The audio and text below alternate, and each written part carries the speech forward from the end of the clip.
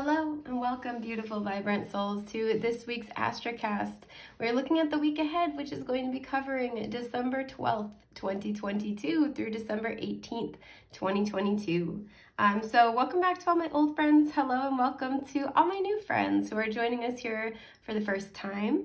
I'm going to give a brief rundown of how astrocasting works for the unfamiliar, uninitiated.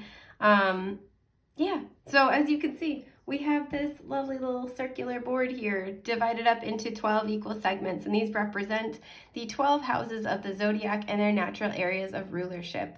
Now, I do want to make this with the caveat that this is covering the 12 houses of the zodiac and their natural areas of rulership, but this might unfold differently for each of you, for the individual, based on your personal astrology. So if you are looking for an astrocast for yourself, excuse me. Oh, I'm sorry, guys, my allergies. If you are looking for a personal astrocast, feel free to check out my shop link in the description box below. I don't currently offer them as a standard fixture in my shop, but I do take custom order requests. If I get enough comments on these videos or custom order requests, I will add it as a permanent fixture in my shop. So feel free to do that. But yes, sorry, I'm cleaning my glasses while I talk because I didn't realize there's a massive smudge on them. Okay, so 12 houses of the zodiac, natural areas of rulership. What we do here is we reach into our little jar of teeny tiny tarot cards. Look at this little 5 of cups. He's so sad, but it's okay because he's so small and cute. Just kidding, sort of. So I reach in blindly, grab cards, cast them onto the board, and interpret the energy of the card in the area of life that it falls.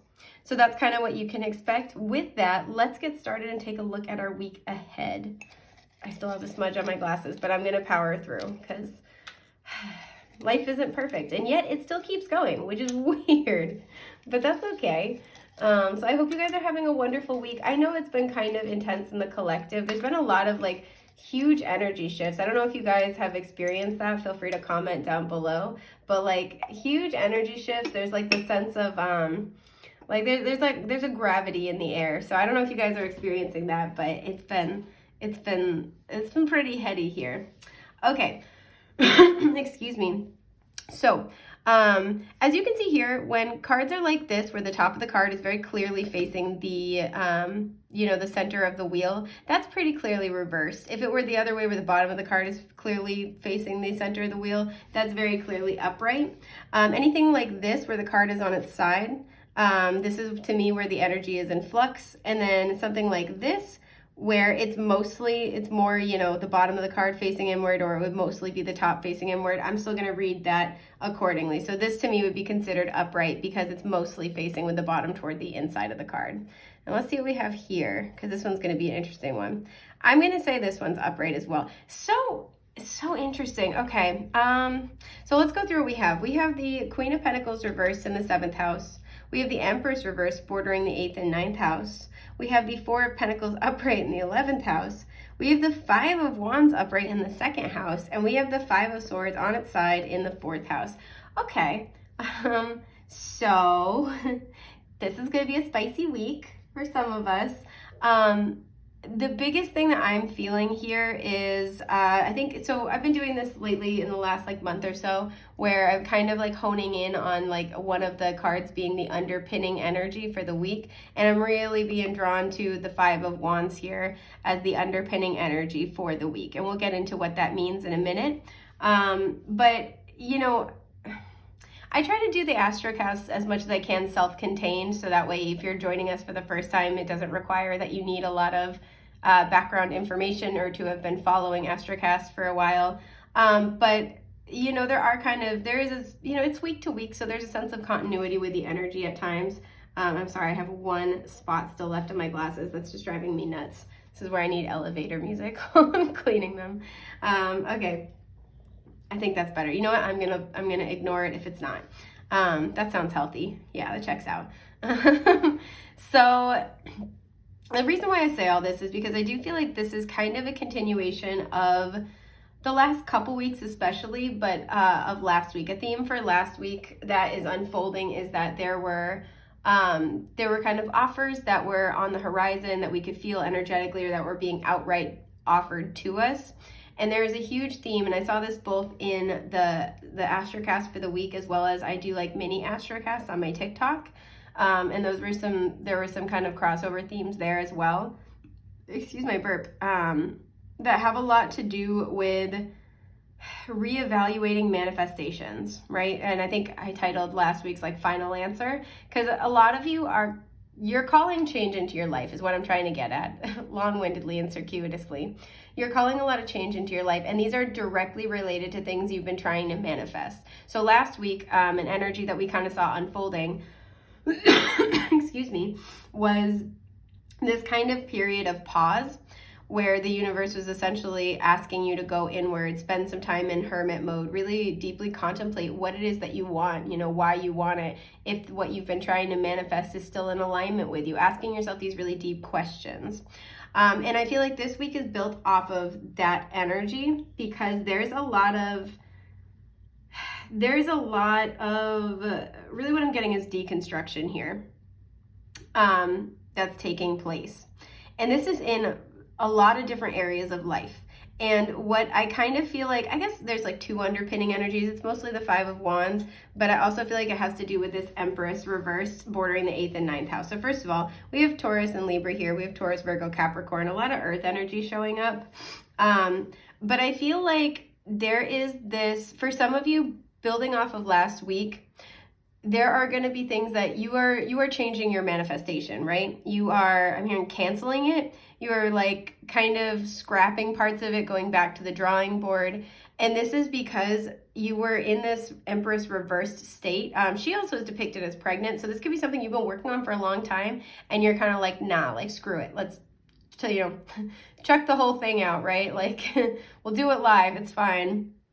But there's this energy where like it's like a wake up call where you guys were like, what am I doing? This is, this is either there's this energy of like, this is not for me. Maybe you started to kind of like see signs of it in your reality, and you're like, I don't know if I actually want this anymore. There's this energy of like, I need to make some huge changes. There's got to be an overhaul here. For some of you, it's like this, there's been this recognition, right? Because she's bordering the 8th and 9th house. There's been this recognition that when you sowed the seeds of your intention for this manifestation, you were a different version of yourself. You were a less healed version of yourself. You were in this Empress reversed, essentially, where like you were learning how to care for yourself. You were nurturing yourself, but you weren't like, you weren't fully in your power yet, right? And so there's this recognition that whatever it is you were trying to manifest, as it's about to come into your reality, either needs to be scrapped entirely or really needs some huge changes, some huge adjustments. And this could even be in how you perceive it, how you interact with it. So like if it's a job, it's like, what you're asking for your salary. If it's a relationship, it's like the boundaries you're setting with this person. Excuse me.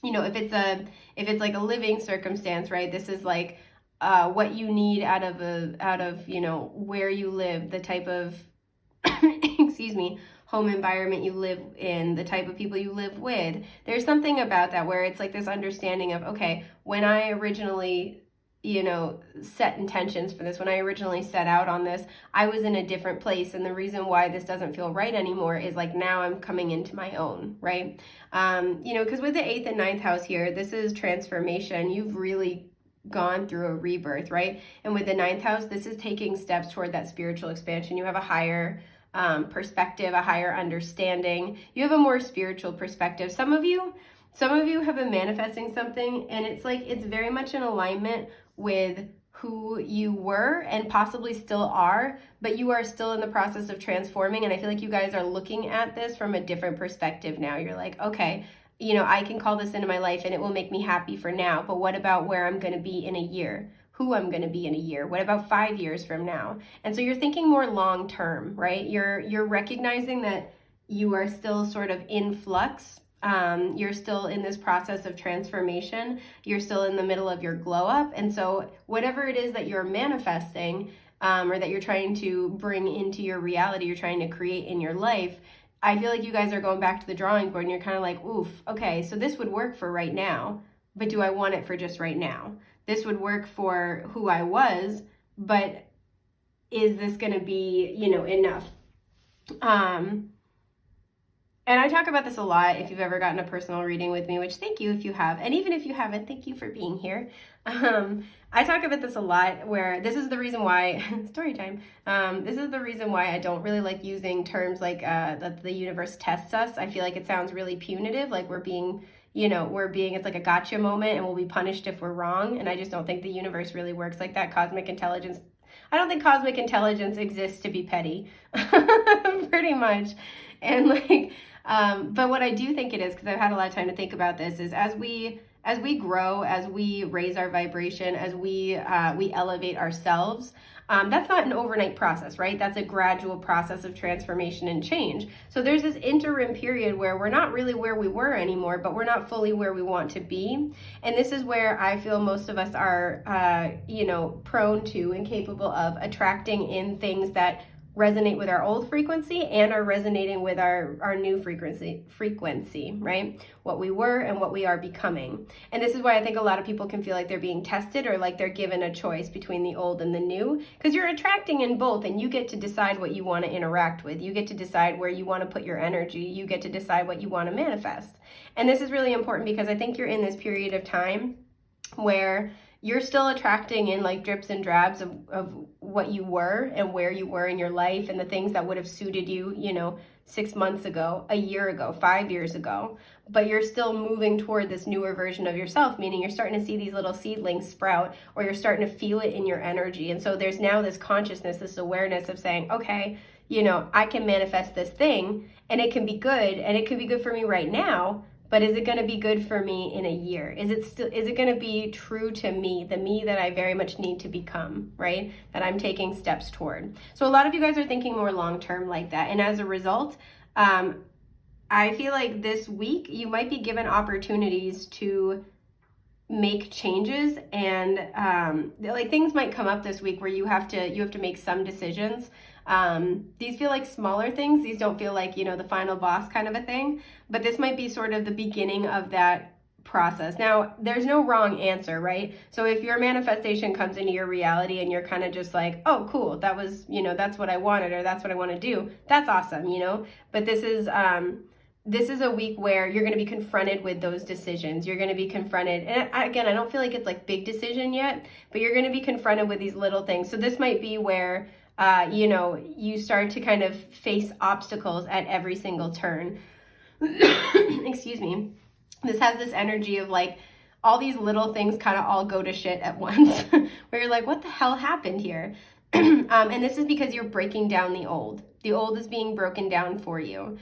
For some of you, you've reached out and you've asked your spirit guides, like, which way do I go? Your spirit guides are showing you through the energy you're encountering this week, because there's a lot of difficult energy. It's like anything that is moving, that is not stagnant anymore, is, sorry if you can hear my stomach grumbling, but do you hear that? It's like having a full-blown protest. It's just like, rah, rah. Okay. Okay, anyway, sorry guys. My stomach has things to say about this week, apparently. But this is where, some of you may have really like put it out there to your spirit guides, trying to get that higher perspective. Which way do I go? What do I do? What's going to actually suit me? So for some of you, like I said, the energy that is moving this week with these cards is challenging, right? And the energy that it feels like would be more positive with the Four of Pentacles is not really moving, right? Same thing with the Queen of Pentacles. It's like things are being deconstructed for you. So this is a week to really take your hands off the wheel and observe. That's the biggest thing I can say. Instead of like, this isn't just about going hermit mode and going within and asking yourself these questions. Observe everything. This week, everything in your reality is symbolic. Everything is giving you information about what is happening for you at an energetic level, especially if you've put it out there to your guides like, I don't know which way to go. I don't know what to do. Just watch how things unfold as much as possible. Especially too, like, for some of you, I'm getting there might be this like hesitancy, like you don't want to give answers, you don't want to interact with people. Again, if you've been in hermit mode for a little bit, there's a fear around like, like I don't want to skew the answer, I don't want to make the wrong move. That's not an issue this week. So this is like, move forward, make the decisions you feel are best, make smaller moves rather than larger ones, or like, smaller declarations rather than larger ones, and watch how people react, because that will give you all the information you need to know. So how is this showing up, you might ask? Wonderful question, darling.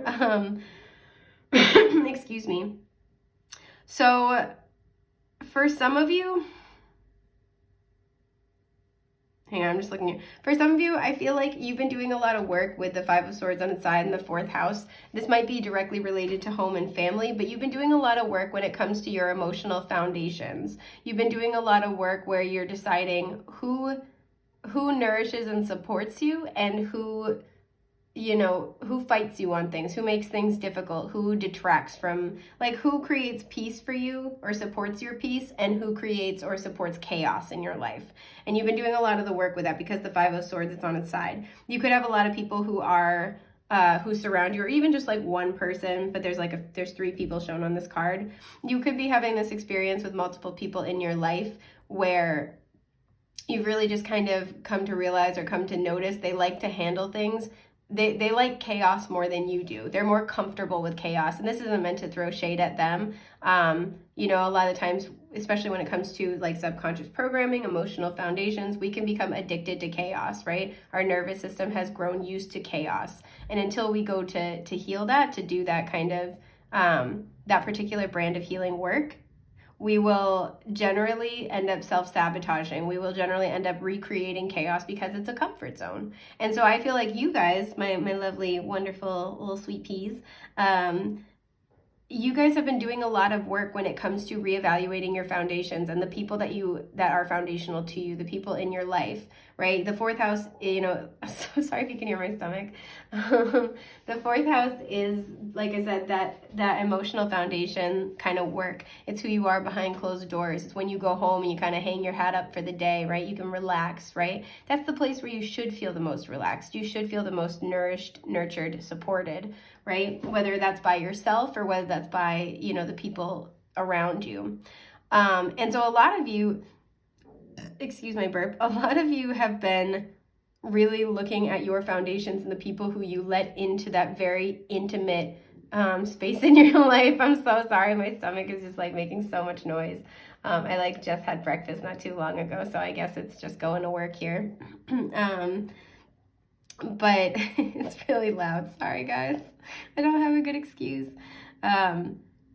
It's so loud. Okay, I'm done. I'm done laughing. My stomach is just sitting there like, damn right, girl.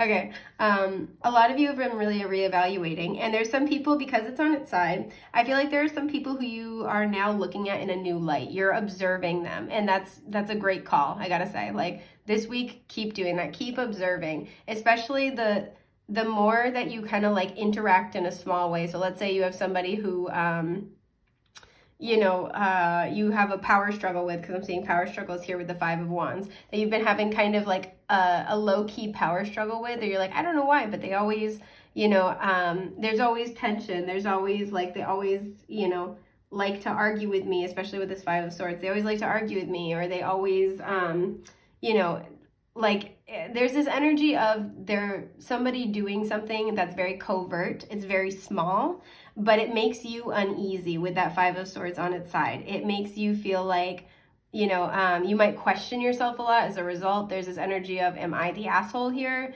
And so what you've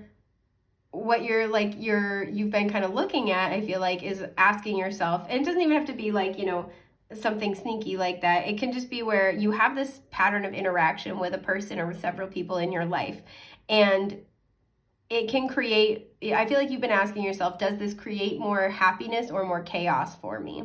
And so this week is a really good time, like I said, to put it into practice and kind of observe, right? So if you have somebody with whom you have this sort of chaotic pattern with them, like maybe they're they're in and out of your life. And if you kind of, you ask them for a little more stability, you ask them for a little more security. This could be somebody who, let's say, they're really important to you, but you'll go long periods of time where they just like don't, they don't get back to you, you don't see them, you don't hear from them, and then they resurface in your life. This could be where, you make a small kind of, again, small declaration of just letting them know like, hey, this is hard for me to, never really know where I stand with you. This is hard for me to not know when I'm going to hear from you next. Can we talk about it? Right? That's a very small, very reasonable thing, right? Where you're owning your own stuff, but you're also advocating for yourself. How that person responds to you is going to tell you everything you need to know about where you stand with them. So if they are just straight up ignoring you, that lets you know kind of where they're at. If they are avoiding, conversations like that with you, if they're trying to kind of minimize or downplay the impact that their behavioral preferences put on you, like, oh, it's really not that bad. It's like they don't get to tell you how their actions impact you, right? The same way you don't get to tell them how your actions impact them. And, relationships are tough because it's always a negotiation between our intent and the impact of our intent, and vice versa, somebody else's intent and the impact of their intent on us. But if somebody's not willing to have that conversation, especially when you put it out there very, very gently, and, again, you're taking accountability, you're owning your own needs, that tells you a lot about where they are, and I'm not saying they're bad people, but they just might not be as emotionally mature or as open to the type of solid, stable relationship that you're looking for in your life. I know that's a really long-winded way of putting that, but the reason why I say this as well, though, is because we have this Queen of Pentacles reversed in the 7th house. Excuse me. So 7th house is partnerships of all kinds, right? Particular focus on romantic partnerships, of course. But what I feel like has happened is with this reevaluation process, you might be seeing, the Queen of Pentacles is somebody who is, when she's upright, she's very stable, very giving, very nurturing. She's supportive. She shows up in a reciprocal way in connections. And so when she's reversed, this can be her out of her power. So either she's not stable, she's inconsistent, she can be kind of selfish, or, it's the other way where it's like you're over giving. You're destabilizing yourself by trying to be too giving, too kind, right? So take it as it resonates, apply it how it fits. I am going to pull a clarifier for it in a minute. But a lot of you have been working through, I'm just taking a sip of my water. So good. A lot of you are working through issues, possibly maternal kind of wounds, wounded divine feminine energy. But a lot of you are working through issues about overgiving. A lot of you have had fear of like, if I don't bear the brunt, if I don't do the work, if I don't reach out to this person, if I don't give to them, the connection will fall apart, fall away, right? It's like the connection won't be able to sustain itself if I don't put in that extra legwork. And a lot of you have come to realize this about yourself, and that you're making active changes to your life in stages. You're making active changes to your life to try to notice when you're doing that and try to pull back, try to match the energy a little bit more, which, like, bravo, it's hard to do. But as a result, it's creating this ripple effect where, internally you're asking yourself, is this situation honoring me? Is this going to be enough for me? If this is where I've been and I'm trying to work through that, excuse my burp, like I said, is this going to serve who I'm becoming, the best, highest version of myself? Is the life I'm creating going to support my growth, the best possible me? And externally, this is now causing this ripple effect of conflict in your relationships. And that can be hard, for sure. But this is a very natural part of this process. I do want to pull a clarifier. For some of you, there's a situation with an earth sign that, a relationship with an earth sign that might be kind of experiencing change this week. There's something where in a relationship as well, something may be kind of like, if upright, she's a symbol of fertility, as is the Empress, but they're both reversed. You might be kind of coming to the realization that something's not bearing fruit. Yeah, 2 of Cups. Wow, holy shit.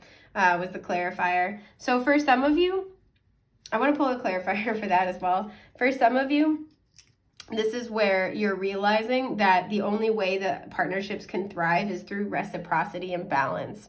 And you're finally letting go, you're letting the chips fall where they may, right? Now for some of you, this will mean that a very significant partnership falls away, I do have to say. But for some of you, you pulling your energy back is making this person get their ass in gear. Let's see what we have for a clarifier. Yeah, okay, Queen of Wands, bam, okay. Excuse me, fire sign energy here, Aries, Leo, Sagittarius. Yeah, you're confident. And I just noticed what was poking its little head out was the Six of Pentacles, which is again about reciprocity. You're stepping into your confidence to manifest what you want, right? The Queen of Wands does not chase, she attracts. She also does her own thing. She knows that she's magic. She can manifest what she wants. So she's very confident when she's like, okay, what do I want? I'm going to manifest either way. I may as well make sure I'm manifesting shit that's good for me, that I want, that's going to make me happy, right? Things that she's passionate about.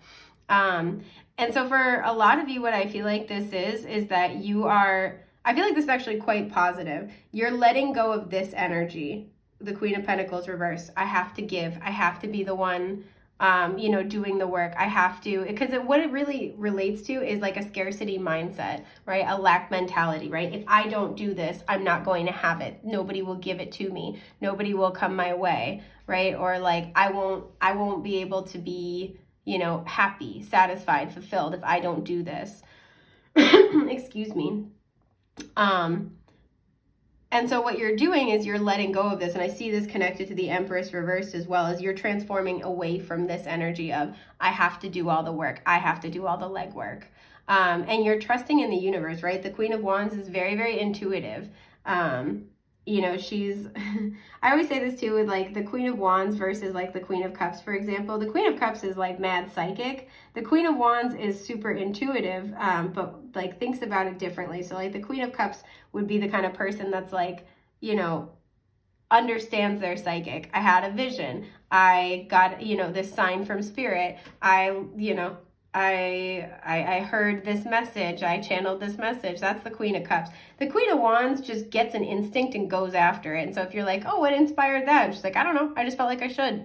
That's very much the Queen of Wands is like, I feel like I should go this way, so I'm going to do it. Very action oriented and like very action oriented in the direction of her goals, right? So she attracts things to her because she's focused on her own passions, her own excitement, her own soul's journey. And as a result, she attracts everything to her that her soul's journey needs. So I feel like you guys are getting in this place. And as a result, for some of you, this is the exact energy shift that you've been needing. And this is calling in this Two of Cups. I do want to pull one more about it. I'm really getting this energy that this is right here. Yeah, strength. There's that Leo energy, more fire, lots of fire here. So for some of you, I have to say, I do feel like this is in an existing partnership of some kind where you were like chasing before and now you're not. Now you're attracting. And it's because you've really been doing the inner work with the strength card here. You've been like facing your fears. You've been kind of staring down your demons here. And you're getting into this Queen of Wands mindset. So even if it feels scary sometimes to kind of take your hands off the wheel, especially if there's a particular partnership where you've been patient, you've been having to wait a long time, you really want this to work out, you kind of just like release control. You're like, you know what? I know what I want. I've got my eyes on the prize. And so it doesn't matter to me when the prize gets here, what it looks like, who the prize is. This is the prize. I am the prize. And so I'm looking for somebody else who is on the same wavelength. The universe will bring me the right one. I don't need a lot. I don't need a bunch of them. I just need the right one. And the universe is going to bring it to me. And I don't need to prove to this other person or myself that I deserve this. The right person's going to see that and knows that and recognize that. We're going to recognize each other at the soul. It's just going to be that easy. Which I actually quite like. So this is nice. Excuse my burp. I'm sorry, guys. Yeah, so like I feel like you guys are getting into this place. And this doesn't just apply to romance as well. This is why I feel like when it comes to your romantic life, this is very, very positive. For a lot of you, I feel like there's somebody who you've been waiting for. There's somebody who you've been kind of on the fence with, or things haven't been like, things have been back and forth, there isn't a lot of clarity. And instead of trying to like keep the connection alive, excuse me, or feed the connection, especially at the expense of yourself, you're letting go of the results. You're like, you know what? I'm going to do my thing. This person will either get on board or not. And as a result, this person's coming like running right back toward you. I feel like they're like, oh shit, I like that. So for some of you, this is exactly what was needed. You kind of dropping it, and like, not dropping it, but like letting go of feeling like you need to be this, you need to be a certain way in order to get the love that you deserve and that you want, is exactly what's bringing that person in. Because I feel like intuitively, you're very locked onto this one person. You're like, they're special to you at the soul, and you're not wrong. But it was this mindset, because it's like, you guys may have been together and then broken up. You guys may not have gotten together yet. There may be like this, unclear thing. The thing that was keeping you guys from actually having real, true, stable union, or not the thing, but one of the things, was this belief had to be dealt with. This had to come up to be resolved. So for a lot of you, I feel like in the romance department, this is about to bring in something that you really want over the next, like, I'm getting 2 weeks especially. Communication, some type of offer. This is good stuff. However, this newfound confidence, which I am like, mwah, I love. This newfound confidence and this kind of inner work that you've been doing about really like, well, let me back up. This newfound confidence is triggering other people and other situations in your life. We have family indicated here. We have coworkers, career, all that good stuff. And then we also have friends and like soul tribe indicated here. Excuse me. So what I feel like is that you're kind of stepping into this energy, this confidence. You've been really doing the work. It's paying off. And I feel like this is going to benefit you in romance and like other kind of significant partnerships. I feel like this is going to get some other people ruffled, right? And like, I think at this point, especially when it comes to the people in your inner circle, you're just like prioritizing your peace over everything else. It's like, I don't want to, I don't want to deal with this. Like, I don't want to deal with these squawking chickens over like nothing. I don't want to spend my time like this. And so you're kind of just like, you're sort of releasing the need either to interact like that. Maybe you're kind of like taking some time away from certain people in your life. You're stepping away from the 5 of Swords in whatever way that resonates for you. And I feel like that's almost pissing off some people in your life. People in your life who do need to have a power struggle. There's this, I gotta say, it's like this like shitty energy of somebody who is insecure within themselves. So they need to like create competition or fight you on things. They need a struggle with you because they need to feel like they're winning. And it has nothing to do with you. And in fact, the more secure you become within yourself, the more it triggers this person or this group of people. Just because, we have multiple people here, multiple people depicted here. And it's almost kind of like this energy of like, I feel like it doesn't make sense to you of like, I'm staying in my lane. I'm not fighting with this person. I'm not doing anything. And they kind of need to like, it's like the less you react, the more, or like the kinder, the gentler you are, the more upset they get, the more triggered they get, the more they want to fight you, the more they're looking to create competition where there doesn't need to be any. They're looking to create a power struggle where I feel like you've gone out of your way specifically to kind of, neutralize that effect or mitigate that effect, right? Especially if this is like taking accountability for your own emotional needs. If this is communicating really clearly, right? You've been doing that kind of inner work. And I feel like you've been, especially because this is people in your inner circle, you've been doing that inner work. And so it's like the people that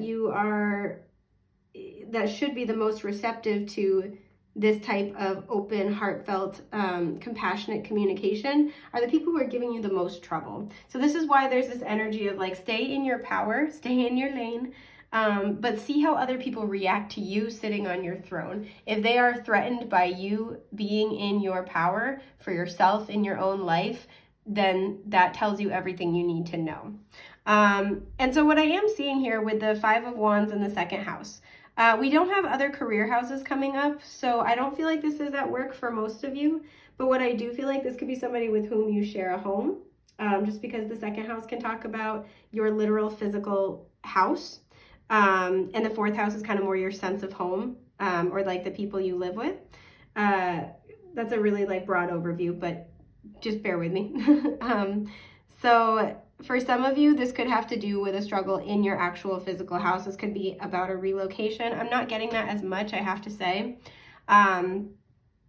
But for a lot of you, so the second house can deal with what we value, right? In the story of the wheel of the zodiac, we have the first house is the house of the self, and the second house is where we start to differentiate ourselves from our main caregiver. That's why the second house talks about what we value, right? Our career, our material possessions, our finances. It's what we can produce that is of, unique and singular value, all that good stuff. But the second house, excuse my burp. The second house also deals with how we place value on relationships, on people, on things, but also how we place value on ourselves. This is why the internal component of the second house is about self-value, because it's just how we understand, it's how we understand security. It's how we understand value. So what I'm seeing here with the Five of Wands is that there's a sense where your security is either being challenged, or by you making these changes, you're like, other people are feeling like the status quo is being threatened, right? Again, the Five of Wands is a card of competition and power struggle.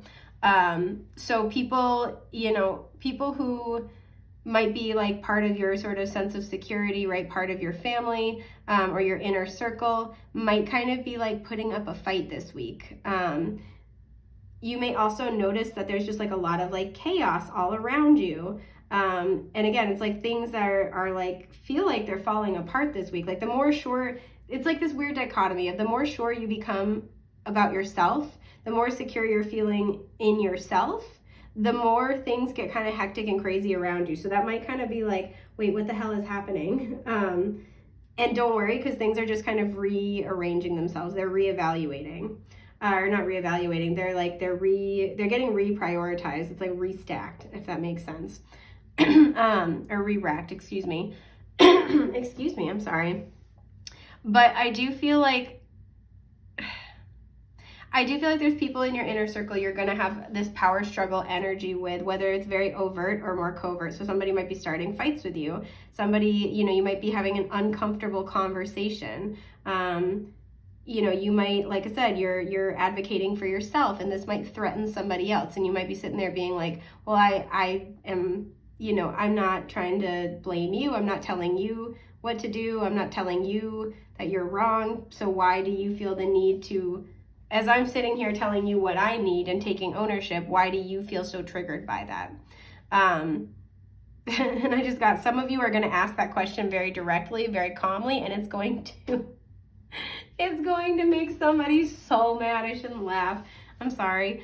But it's like this energy of like, some of you're just going to straight up ask that, where you're like, let's say if this is an issue around communication, right? And you're asking like, hey, I need this. Like, I know you want this, but I need this. How can we compromise? And somebody's going to be fighting you on it. And I see some of you just really directly asking, be like, okay, I'm noticing that me asking for my needs to be met is very triggering for you. Why do you think that is? And this person is going to fucking explode. I'm sorry, but it's true.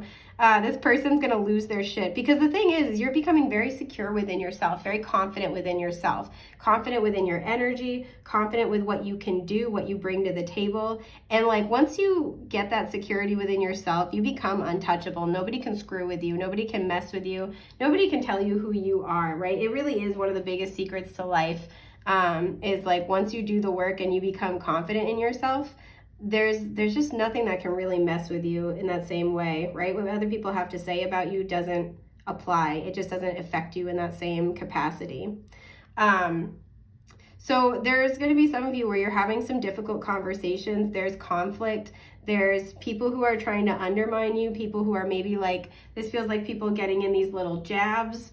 As much as possible, if it's like this covert kind of stuff, I'm kind of getting the sense of either to not engage with it or just be very calm and very direct, like I talked about, just asking them like, you seem like you're really upset about this. Can you tell me more about that? Why do you think that is? Because again, some of the people you're dealing with, they don't know themselves very well. They struggle with self-awareness, and they also really thrive off of covert contracts, which, if you're unfamiliar with the term, essentially it's when two people have hidden expectations about how an interaction or a relationship or a situation will go. And these things might be hidden from one another, or even hidden from the individual. Like, they don't understand this about themselves, right? So it's not always like this intentional, nefarious thing. But this is where two people essentially have different ideas about how something will go that are not communicated to one another, either because they're not aware, or they don't have the skills to communicate that. And so when one person does something that kind of violates that expectation, the other person can tend to get upset, right? And this is what can lead to like passive aggression. This is what can lead to kind of like emotions boiling over, and the other person's confused, like, because you're essentially walking through a minefield blindfolded here. So the other person kind of ends up being confused, right? So the thing with situations like this, there's going to be some of you where there's these covert contracts. People have these expectations that they're unaware of for how you should act in this situation. Again, this goes back to this. How you should act in this situation, how you should show up to the relationship, how you should show up to, the way that you interact and connect with them. And they're lacking that self-awareness. So by you questioning them very calmly but very directly, and you taking accountability and ownership of your own emotions, needs, thoughts, etc., it forces them to take ownership of theirs. And that might be triggering for some of them. So it's very potent, powerful magic to ask those questions. But it needs to be said, right? And so if the situation calls for it, and you're feeling, especially intuitively, you're feeling inspired to ask those questions, again, from, especially as much as possible, a calm space where you're not triggered as well, you might be really surprised by the result, but I do sense it kind of creating a little bit of like waves here. And for some of you, this will lead to a breakthrough with people. And for others, this will lead to the other individual getting very, very upset. So either way, it does, at some point, push has got to come to shove, in the sense that you have to be able to talk about, it's not a real relationship if you can't voice your needs. It's not a real relationship if you can't advocate for yourself, if you don't have space for yourself. It's not a real relationship. It's just it's just the other person in there, and you're just watching. You're just there to observe. Again, that Queen of Pentacles reversed. So because you guys are healing this, I feel like more and more you're showing up to connections and situations. You're showing up to life, being willing to say, this is who I am. This is what I'd like. This is what I need. How can we compromise? How do we meet in the middle? What do you think about that? Tell me about your needs now, right? You're standing your ground.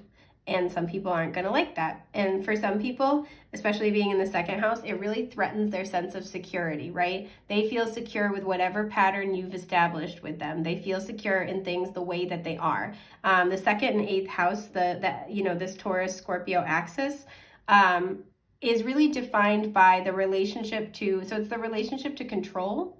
And as a result, it's also the relationship to fear, right? Because we try to control things that when we're afraid of what will happen if we don't. So what's happening is, this is a comfort zone.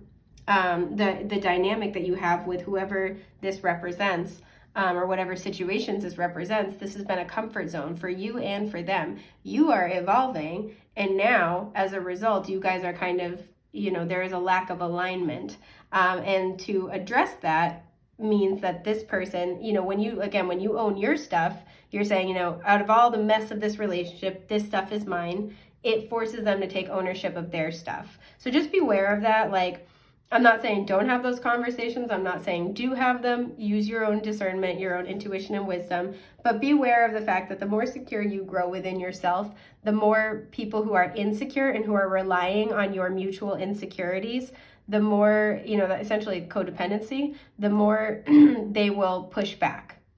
The more they will want to separate themselves from you, the more they will give you a hard time. And it might feel really frustrating for some of you, because this is a lot of self-work you've been doing, and it's relatively new, where it's like, I'm doing the work. I'm trying to model this for you. I'm not, excuse my burp. It's like, I'm not trying to make you take on my stuff. I just don't want to take on your stuff. And it might be really kind of challenging to be like, I don't understand why this person's essentially being such an asshole about it.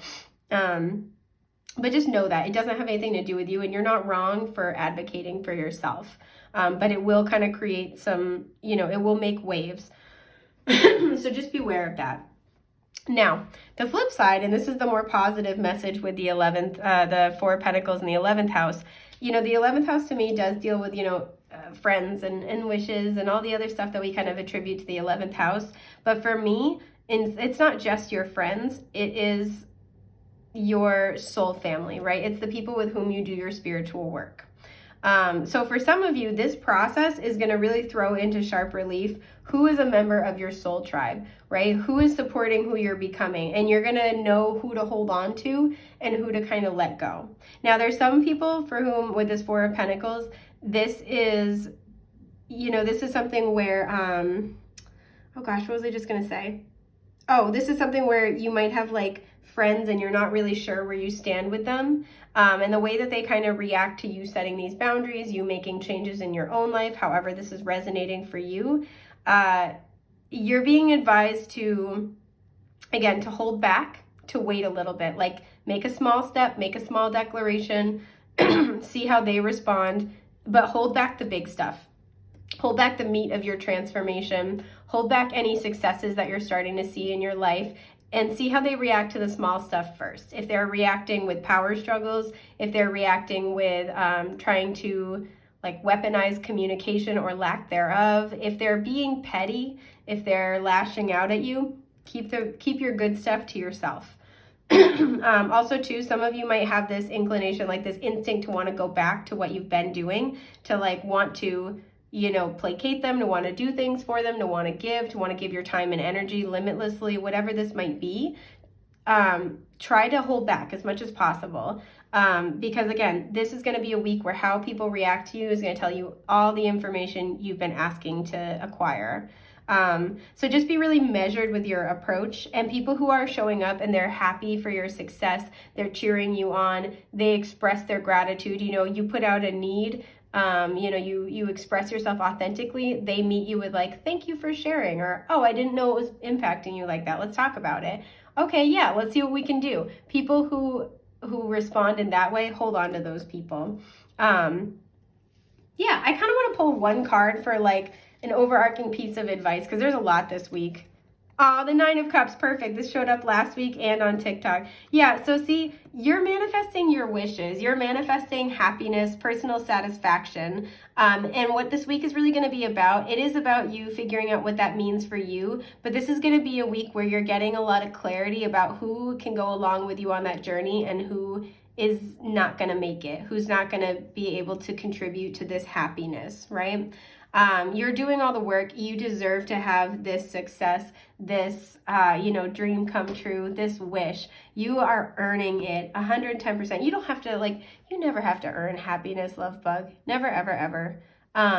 But, you are doing the work to be able to manifest and then sustain your wishes, right? Without undermining your success or undermining your own happiness, or, going back to self-sabotage patterns or having chaotic people in your life that detract from this, right? You're doing that hard work. And nobody can take that away from you. So this week is really about clearing out the energies of interference, right? And showing you who's really on your team and in your corner, who can go with you into this next phase, and who needs to go on their own journey for a while and do their own inner work. So this was a really big week. I know this one was a long one, but we had stuff to talk about. I am wishing you guys so much luck, so much light, so much love in this process for the week ahead. You guys have got what it takes. I see that strength card. You guys are going to absolutely nail it. So I love you guys to pieces. Thank you so much for being here. As always, it's a joy, an honor, and a delight to get to read for you. And I hope I get to again in the future. Take care, love bugs. Bye.